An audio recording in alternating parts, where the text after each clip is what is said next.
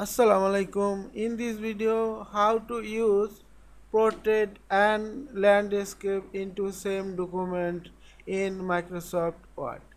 Let's get started.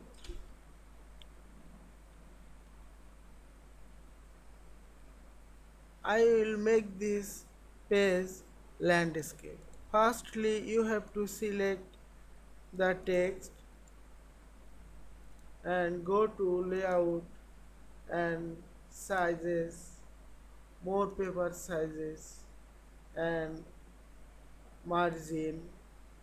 Select the landscape and apply to selected text. Apply to selected text and click OK.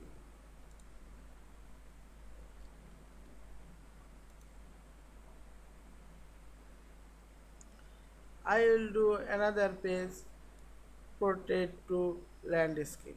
Select the text, go to layout menu, sizes, more paper size, margin, apply to selected text and hit OK.